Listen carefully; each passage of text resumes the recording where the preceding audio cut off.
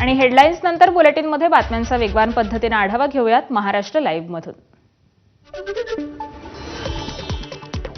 आज माघी गणेश जयंती। माघ महिन्यातल्या शुक्ल चतुर्थीला माघी गणेश जयंती साजरी केली जाते। आज मुंबईसह राज्यभरामध्ये माघी गणेश जयंतीचा उत्साह पाहायला मिळतोय। पहाटेपासूनच ठिकठिकाणच्या मंदिरामध्ये बाप्पाची विधिवत पूजा अर्चा केली जाते। आपल्या लाडक्या बाप्पाचं दर्शन घेण्यासाठी भाविकांनी पहाटेपासूनच गणपती मंदिरामध्ये दर्शनासाठी रांगा लावल्या। कल्याण डोंबिवली महापालिकेमध्ये मनसेने शिवसेनेसोबत युती करण्याचा निर्णय घेतल्यानं आता ठाकरेंच्या शिवसेनेचे नगरसेवक देखील मोठा निर्णय घेणार का अशी चर्चा सुरू झाली आहे। कारण उद्धव ठाकरेंसोबत झालेल्या भेटीमध्ये या नगरसेवकांनी मोठी भूमिका मांडली आहे। भाजप आणि शिवसेनेकडून आम्हाला संपर्क करण्याचा प्रयत्न सुरू आहे, त्यामुळे सन्मानजनक प्रस्ताव आल्यास आम्ही विचार करू, असं हे 7 नगरसेवक उद्धव ठाकरेंना म्हणाले। कशा संदर्भात पाठिंबा मागण्याबाबत भाजप पण आहे, शिंदे सेना पण आहे। तुम्ही काय भूमिका घेतली यावर? सन्मानपूर्वक जर त्यांनी मागितला, पाठिंबा मागितलेला आहे आणि तो जर आमचा सन्मान त्याच्यात होत असेल तर त्याचा नक्की त्या प्रस्तावाचा विचार करू। कल्याण डोंबिवलीत मतदारांनी मतदारसंघाचं कल्याण करण्याच्या इच्छेनं इंजिनला कौल दिला। त्या इंजिनानं आता दिशा बदलत मतदारांची दशा करून टाकली। मनसेच्या 5 नगरसेवकांनी मराठीच्या आणाभाकात धुळीला मिळवत शिवसेनेला पाठिंबा दिलाय। धक्कादायक म्हणजे शिवसेनेला वेठीस धरणारे मनसेचे नेते राजू पाटलांनी सत्तेसाठी हा पर्याय निवडल्याची जाहीर कबुली दिली आहे। कल्याण डोंबिवलीमध्ये एकत्रित लढलेल्या भाजपला 50 तर शिंदेंना 53 जागा मिळाल्यात आणि त्यामुळे महापौर कोणाचा होणार यावरून जोरदार रस्सीखेच सुरू आहे। आम्ही सगळ्यांशीच लढलो ना कल्याण डोंबिवलीला। आमच्या विरुद्ध 8 उमेदवार यांचे पण होते, उद्धव बाळासाहेब ठाकरेंच्या शिवसेनेचे पण होते, आम्ही शिंदेच्या शिवसेनेबरोबर पण लढलो, आम्ही भारतीय जनता पक्षाबरोबर लढलो, सगळ्यांबरोबर लढलो। शेवट असं आहे की आता एकदा निवडणूक संपल्यानंतर हे आमचे निवडून आलेले नगरसेवक आहेत, त्यांना जे योग्य वाटतं त्या पद्धतीने निर्णय घ्यायची मुभा पक्षाने राजू पाटील यांना दिलेली। त्याप्रमाणे जो हिताचा पक्ष हिताच्या दृष्टीने, स्थानिक राजकारणाच्या दृष्टीने जो योग्य निर्णय तो त्यांनी केला, याच्यामध्ये पक्ष म्हणून काही भूमिका नाही, स्थानिक जे राजकारण आहे त्या अनुषंगाने घेतलेली। 50 बीजेपी, 53 शिवसेना शिंदेची। तर ही गणितं चालू असताना पण ज्या कुरघोड्या अंबरनाथला आम्हाला दिसल्या, त्यामुळे ही साथ आम्हाला केडीएमसी ताणायची नव्हती। म्हणजे वारंवार याच्या निवडणुका होत असतात, प्रत्येक वेळेस पळवा या 100% 5 वर्ष या गोष्टींना आळा बसलेल्या या गोष्टीमुळे हा एक हेतू होता। केडीएमसीची आर्थिक परिस्थिती बघता कर्जात आहे ऑलरेडी, त्यामुळे तिथे विकास झाला नसता। एक त्यांच्या म्हणण्यानुसार की आपण सत्तेला चिकटलो तर आपल्या काहीतरी निधी येईल, नगरविकास खात्यातनं निधी येईल। तर त्यामुळे त्या असा सर्वांगीण विचार करून ज्या मतदारांनी, ज्या लोकांनी मतदान केलेलं आहे, एका अपेक्षेने केलेलं आहे, त्यांची कामं होण्यासाठी हा दिलेला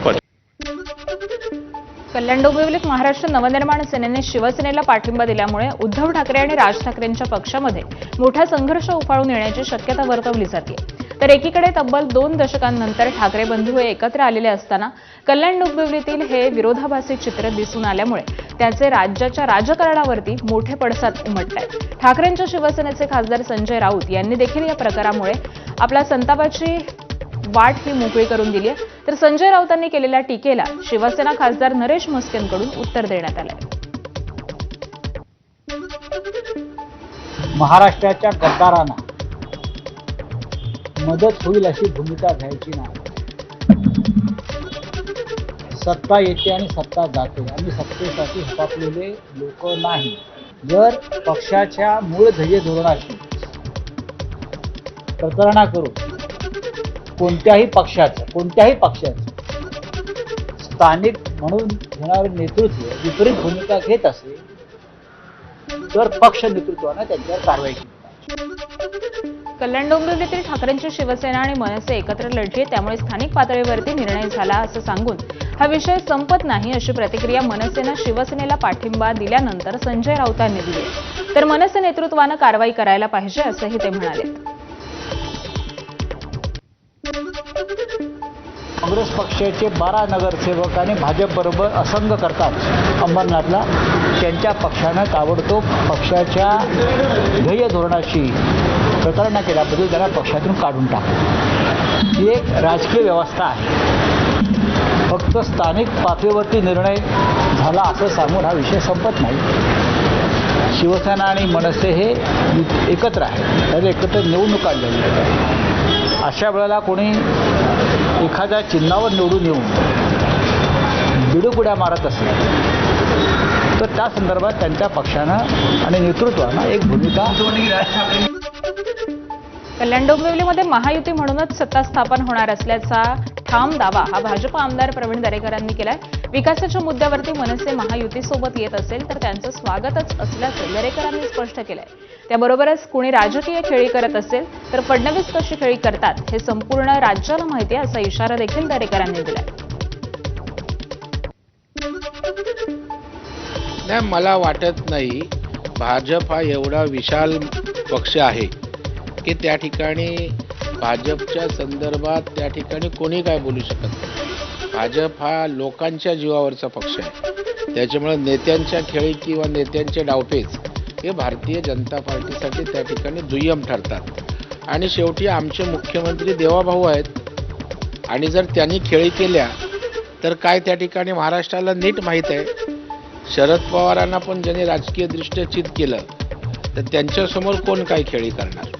विकासाच्या भूमिकेवर त्या ठिकाणी मनसे शिवसेनेसोबत येत असेल आणि महायुतीचा शिवसेनेसोबत भाग बघत असेल, समर्थन देत असेल तर त्याचं स्वागतच त्या ठिकाणी आहे. खरं म्हणजे त्या ठिकाणी भारतीय जनता पार्टी आणि शिवसेना महायुतीचं निर्विवाद बहुमत आहे. त्याच्यामुळे काही सत्ता स्थापनेची अडचण नव्हती. परंतु जर त्यांना आणखी पक्ष वाढवायचा आहे, सोबत आणखी घटक पक्ष घ्यायचा असेल तर आमचा आक्षेप असायचं काही कारण नाही आहे. आणि या संदर्भात श्रीकांत शिंदेनेही सांगितलंय सरकार आम्ही महायुती म्हणूनच त्या ठिकाणी सत्ता स्थापन करू. मुंबई महापालिकेमध्ये सत्ता स्थापनेच्या हालचालींना वेग आलेला असतानाच 65 नगरसेवक हे निवडून आणणाऱ्या उद्धव ठाकरेंना मोठा धक्का बसण्याची शक्यता आहे. पक्षाच्या अधिकृत गटाची नोंदणी करण्यासाठी बोलावण्यात आलेल्या बैठकीला वॉर्ड क्रमांक 157 मधील नगरसेविका डॉक्टर सरिता म्हस्के या गैरहजर राहिल्या. त्यांच्याशी संपर्कही होत नाहीये आणि त्यामुळे तर्कवितर्कांना उधाण आलेलं आहे. नगरसेविका सरिता म्हस्केंच्या गैरहजेरीमुळे पक्षामध्ये फूट पडण्याची चर्चा सुरू झाली आहे. सरिता म्हस्के या नॉट रिचेबल असल्यामुळे कुणाच्या पक्षामध्ये जातात किंवा कुणाला पाठिंबा देतात हे पाहणं महत्त्वाचं ठरणार आहे. खरं तर सरिता म्हस्के या ठिकाणी उपस्थित राहणार की नाही राहणार या संदर्भात खूप चर्चा सुरू आहे. काय नेमकी त्यांची अपडेट कळेल, थोड्या वेळात कळेल. त्या आपल्या संपर्कात आहेत का? हो आहेत. ठाकरेंच्या शिवसेनेचे नेते भास्कर जाधव यांनी सरकारवरती पुन्हा टीका केली आहे. लोकशाहीचं रूपांतर हळूहळू हुकुमशाहीत होत असल्याचा घणाघात हा भास्कर जाधवांनी केला आहे. याशिवाय निवडून आलेला उमेदवार विकत घेण्याची नवी प्रथा देखील सुरू झाल्याचं भास्कर जाधवांनी म्हटलंय. चिपळूणमध्ये जिल्हा परिषद आणि पंचायत समितीच्या निवडणुकांसाठी उमेदवारांचे अर्ज दाखल करण्यापूर्वी भास्कर जाधवांनी सरकारवरती हल्लाबोल केला. या निवडणुका आता तुम्ही बघितल्या असाल, देशामध्ये सध्या निवडणूक ही लोकांच्या मर्जीनुसार, लोकांच्या पसंतीनुसार, लोकांनी ठरवलेला उमेदवार हा उमेदवार नाही. तर आता उमेदवार कोणी असू दे, लोकांनी कोणालाही मतं देऊ दे. आता मतदान यंत्रामध्ये ईव्हीएम मध्ये त्या ठिकाणी काही ना काहीतरी काळा बाजार केला जातो की नाही जातो. त्याचबरोबर समोरच्या लोकांचे मतदार यादीतून नावच गायब करायची आणि बाहेरची कुठली तरी नावं आपल्याला पाहिजे ती आतमध्ये घालून मोठं मतदान करून आपले उमेदवार जिंकवायचे, हा दुसरा फंडा सुरू झाला. मुंबई महापालिकेतील निवडणुकीनंतर राष्ट्रवादीच्या पराभूत उमेदवारांचं चिंतन शिबिर हे रंगशारदा सभागृहामध्ये पार पडलं. नवाब मलिकांच्या नेतृत्वामध्ये झालेल्या बैठकीत पराभूत उमेदवारांनी त्यांचा अनुभव मांडला. यावेळी अनेक उमेदवारांनी भाजप आणि शिवसेनेवरती गंभीर आरोप केले. निवडणुकीमध्ये भाजपनं ईव्हीएम सेट केलं होतं, निवडणुकीमध्ये पैशांचा मोठ्या प्रमाणावरती वापर झाला, असं गंभीर आरोप या बैठकीमधून करण्यात आले. तर भाजपसोबतच्या युतीतून बाहेर पडावं अशी मागणी देखील पराभूत उमेदवारांनी या बैठकीमध्ये केली आहे. लोकशाहीचा हा गळा घोटण्याचा काम हे निश्चितपणे झालेलं आहे. ज्या ठिकाणी आम्ही ती मशीनची तक्रार केली ती तक्रार घेतली नाही आणि ज्या वेळेला मतमोजणीच्या वेळेस आम्ही ती जी काही मशीन होती त्या आमच्या प्रतिनिधी त्या ठिकाणी होते ते बोलले ही मशीन बंद पडली होती जर बंद पडलेली मशीन होती तर ती मशीन ज्या वेळेला बदलली त्यावेळेला एकतर उमेदवाराचे प्रतिनिधी किंवा उमेदवाराला बोलवलं जातं. त्या ठिकाणी आम्ही 4 अन्य पक्ष पण माझ्याबरोबर जे लढत आहेत त्याच्यापैकी कोणालाही बोलवलं नाही, आम्हालाही बोलवलं नाही किंवा आमच्या प्रतिनिधीलाही बोलवलं नाही. अहिल्यानगरमध्ये भाजप आणि राष्ट्रवादीकडून गटनेते पदाची निवड करण्यात आली आहे. राष्ट्रवादीच्या वतीनं प्रकाश भागानगरे तर भाजपच्या वतीनं शारदा ढवण यांची निवड करण्यात आली आहे. त्याबरोबरच महापालिका निवडणुकीमध्ये राष्ट्रवादीनं 27 तर भाजपनं 25 जागा जिंकलेल्या आहेत. तर सत्ता स्थापनेसाठी पक्षाला 35 जागांची आवश्यकता आहे. त्यामुळे महापालिकेमध्ये नेमका कोणाचा महापौर बसेल हे पाहणं आता महत्त्वाचं असेल. सोलापुरातील माढा तालुक्यामध्ये अखेर सावंत कुटुंबामध्ये राजकीय उलथापालथ पाहायला मिळाली. माजी मंत्री आणि शिवसेनेचे आमदार तानाजी सावंत यांचे बंधू शिवाजीराव सावंत आणि पुतणे पृथ्वीराज सावंत यांनी भाजपमध्ये प्रवेश करत कमळ हाती घेतली आहे. पृथ्वीराज सावंत हे मानेगाव जिल्हा परिषद गटामधून भाजपच्या चिन्हावरती निवडणूक लढवत आहेत. शिवाजीराव सावंत यांच्या भाजप प्रवेशाला खुद्द त्यांचे बंधू शिवसेनेचे आमदार तानाजी सावंत यांनी विरोध केलेला होता. मात्र अखेर त्यांनी भाजपचं कमळ हाती घेतलंय.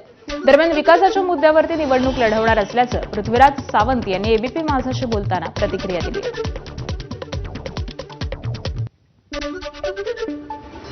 अकोला महापालिकेमध्ये बहुमताच्या आकड्याची जुळवणी करण्यासाठी भाजपनं ते ठाकरेंच्या शिवसेनेला ऑफर दिली आहे. भाजपचे माजी महापौर विजय अग्रवाल आणि ठाकरेंच्या शिवसेनेचे जिल्हाप्रमुख गोपाल दातकर यांची अकोल्यामध्ये बैठक झाली आहे. मंगळवारी एबीपी माझानं या संदर्भामध्ये वृत्त दिलं होतं. काल या वृत्तावरती शिक्कामोर्तब झालाय. 80 सदस्यांच्या अकोला महापालिकेमध्ये कोणत्याही पक्षाला बहुमत मिळालेलं नाही. 38 जागा जिंकत भाजप सर्वात मोठा पक्ष ठरलाय. तर ठाकरेंच्या शिवसेनेचे 6 नगरसेवक आहेत. दरम्यान भाजपनं दिलेल्या प्रस्तावानंतर आम्ही देखील आमचा प्रस्ताव हा समोर ठेवल्याची माहिती नितीन देशमुख यांनी दिली. भारतीय जनता पार्टीला दाखवायचं आहे की बा हे नगरसेवक आमच्या डोळ्यामध्ये दुसरे तुम्ही आमच्याकडे या. तशाच पद्धतीनं त्यांनाही वाटते काँग्रेसना की हे नगरसेवक आमच्यासोबत आहे, तुम्ही आहे. पण आजच्या तारखेमध्ये भारतीय जनता पार्टी 38 नगरसेवक आहे आणि 34 नगरसेवक काँग्रेसच्या गटामध्ये आमच्या माहितीप्रमाणे 34 नगर त्या ठिकाणी आहे. ज्या ठिकाणी शिवसेनेचे 6 नगरसेवक जातील त्या ठिकाणी महानगरपालिकेची सत्ता निश्चितपणे बसेल. म्हणून आजच्या तारखेमध्ये आमच्या पक्षाचा अद्यापर्यंत कोणता निर्णय झाला नाही. आम्ही आज आमचे 6 नगरसेवक आज पक्षासोबत आहे, एका दिल्याने आहे, एका मताने आहे आणि पक्षश्रेष्ठी जे आदेश देतील तो निर्णय या ठिकाणी घेतला. गडचिरोलीच्या नगर परिषदेमध्ये राष्ट्रवादीला सोबत घेण्यावरून भाजपमध्ये निर्माण झालेल्या मतभेदांवरती अखेर पडदा पडलाय. काल झालेल्या विषय समित्यांच्या निवडणुकीमध्ये राष्ट्रवादीचे गटनेते लीलाधर भरडकर यांची पाणीपुरवठा सभापतीपदी निवड करण्यात आलेली आहे. तर भाजपचे गटनेते अनिल कुणघाडकर यांना बांधकाम तर हर्षल गेडाम यांना शिक्षण सभापती पद हे देण्यात आलंय. यावेळी महायुतीमध्ये सर्व पदाधिकारी आता कोणतेही मतभेद न ठेवता शहराच्या विकासासाठी एकत्रितपणे काम करतील असा विश्वास आमदार मिलिंद नरोटे यांनी व्यक्त केलाय. आज आपण म्हणू शकतो की एक महायुतीची सरकार जे पूर्ण महाराष्ट्रामध्ये आहे, आज गडचिरोलीमध्ये सुद्धा एक कार्यरत आहे. याच्यामध्ये जनरली थोडेसे मतभेद होऊ शकतात. आपण मतभेद झाले पण आपण वरिष्ठ लेवलवरती आणि आपल्या लेवलवरती जे काही सोडवण्याचा प्रयत्न केला आणि ते त्या प्रयत्नांना आपल्याला यश पण मिळालेलं आहे. आणि त्या आज तुम्ही इथं बघू शकता की आपण सर्व भारतीय जनता पार्टी आणि राष्ट्रवादी काँग्रेस एक मताने आज आपण इथे सत्ता स्थापन केलेलं आहे, सभापती निवड केलेली आहे. आणि या बातम्यांसह बुलेटिनमध्ये वेळ झाली एका छोट्याशा ब्रेकची. पाहत रहा एबीपी माझा.